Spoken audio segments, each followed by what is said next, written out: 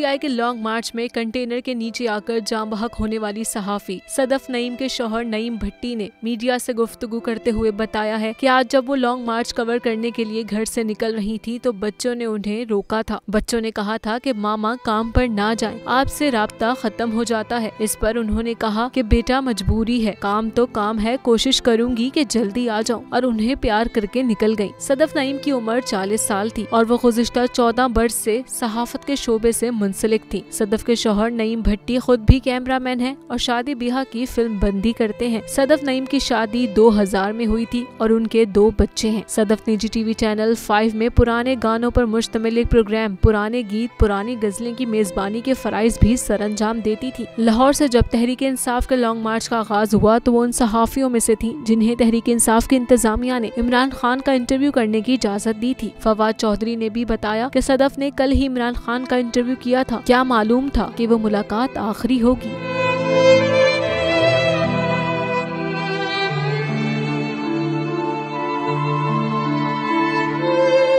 PTI का हकीकी आज़ादी मार्च सिर्फ बोल दिखा रहा है। 24 घंटे हकीकी आज़ादी मार्च सबसे ज्यादा रील्स और सबसे ज्यादा रेटिंग्स के साथ बोल रहा नंबर 1।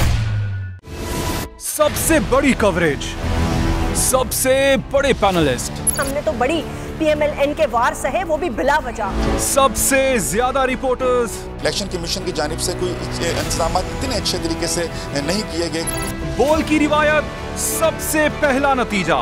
अहम खबर है बहावल नगर भी कप्तान का, पीटीआई कामयाब, मुकम्मल गैर हतमी गैर सरकारी नतीजा सिर्फ बोल न्यूज पर। लम्हा बा लम्हा इलेक्शन की खबर सिर्फ बोल पर।